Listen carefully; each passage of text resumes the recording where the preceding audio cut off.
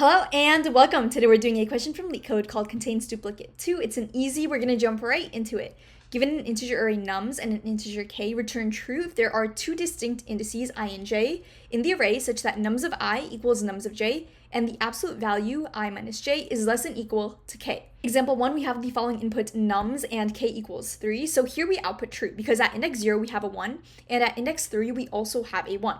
So nums of I at 0 and nums of I at 3 are equal to each other, and the absolute value between 3 minus 0 is less than equal to k, which is also 3. Example 2, nums is 1, 0, 1, 1, and k is 1. Here we output true, because here at index 2 we have a 1, and index 3 we have a 1. And example 3, we have the following input nums and k is 2. Here we output false because no number is equal to another number within a distance of 2 indices.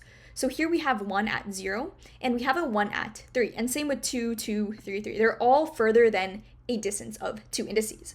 Okay, like always, we're going to begin with examples. So say I have the following example over here, 1, 2, 3, 4, 1, 1, and k equals 3. Now, if I were just to iterate through this array, the first number I come across is 1, and this is at index 0. So I want to go ahead and store this in a dictionary. So I see 1 at index 0. The next number I come across is 2. I don't see a key of 2 in here, so I'm going to go ahead and add it in with its corresponding index of 1.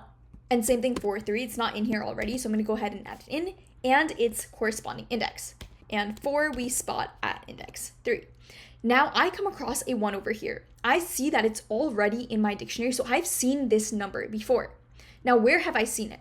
I've seen it at index 0, and my current index is index 4. So 4 minus 0 is 4, and that's greater than the k. So this is not going to work. We can't return true just yet. Instead, what we want to do is update the index we've seen this one on.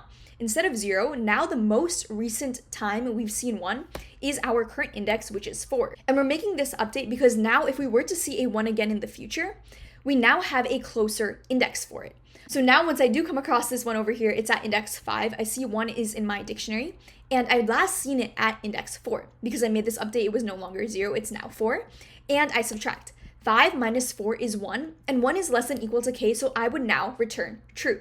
And that is all there is to it. If I go through all of this without returning true, then I never found anything within a distance of k, so I would return false. So we're going to go ahead and code this up and then run through an example. So to code this up, the first thing we're going to do is define a dictionary. Let's call this D. And we want to loop through in nums. So for I in range, length of nums, we want to check if nums of I is in the dictionary. So if nums of I in D and what we have at that key. So D of nums of I. So if the index that I am on currently, so if I minus this is less than equal to k, we return true. We found something that is the same number as us within k indices. If that is not the case, we're going to go ahead and add our index to dictionary. So D of nums of I is going to equal I. And if it's there already in the dictionary, it's just going to update the element. If it's not there, it's going to add it in. In the end, if we go through this entire for loop without returning true, then we never found anything, and all we do is return false. So let's go ahead and submit this.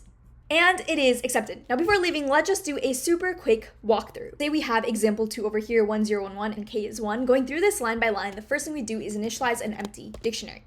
Now we're looping through. So I is going to start off at index 0.